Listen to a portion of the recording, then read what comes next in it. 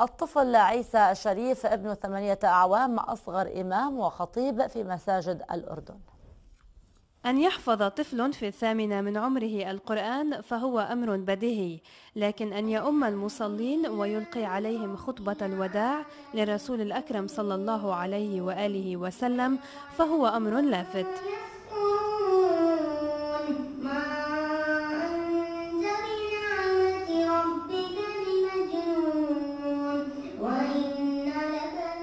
الطفل عيسى الشريف يعتبر أصغر إمام وخطيب في مساجد الأردن نظرا لبلاغته وفصاحته.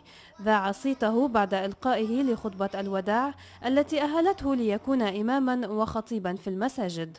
أنا كنت أروح مع بابا على المسجد، فلما كنت أروح لما أرجع أطلع على الكرسي ويعني أحكي كلام مو مفهوم.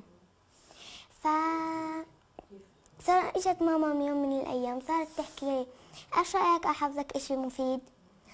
صرت احكي لها ماشي، فحفظتني خطبة الوداع فحفظتها. وتمكن عيسى بصوته العذب في قراءة القرآن وفصاحته في الخطاب أن يمتلك قلوب المصلين الذين لم يمانعوا أن يؤمهم طفل في الصلاة.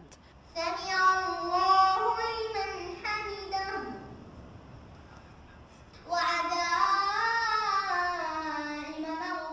رحت مع بابا على صلاة الجمعة، فالشيخ تأخر 5 دقايق عن الخطبة، فلما خطب وخلصنا صلاة صرت أحكي للشيخ لما رحت سلمت عليه، صرت أحكي له لو إنك تأخرت كمان دقيقة كنت أخطب بدالك.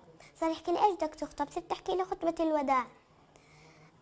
صار يحكي لي حفظها، صرت أحكي له صار يحكي لي خلص الجمعة الجاي تعال وخليك تخطب. فعلا الجمعة الجاي اجيت وخلاني اخطب يعني. كبداية عيسى بلش في أي مسجد يروح عليه يوم الجمعة يروح على الخطيب ياخذ منه إذن، يقول له معلش بعد الصلاة بدي أخطب. بعض المساجد أو يعني معظمهم يقولوا له أهلا وسهلا، يشرفوا يعني يستقبلوه بروح حلوة يعني. وبعضهم يناديني يسألني مزبوط عيسى بيحكي يعني نقدمه للناس بثقة يعني، أقول لهم خلص. وفي بعض المساجد يقولوا له اخطب لنا إشي على أساس نتأكد منه. هاي بدايته يعني، عرفت. أغلب الدول العربية والأجنبية سمعت عنه، وآخر مقال كتبوا عنه بروسيا كمان، وطلبوه دول أجنبية وعربية، بس إحنا كأردنيين إحنا أولى فيه يعني كندعم إن شاء الله كشباب.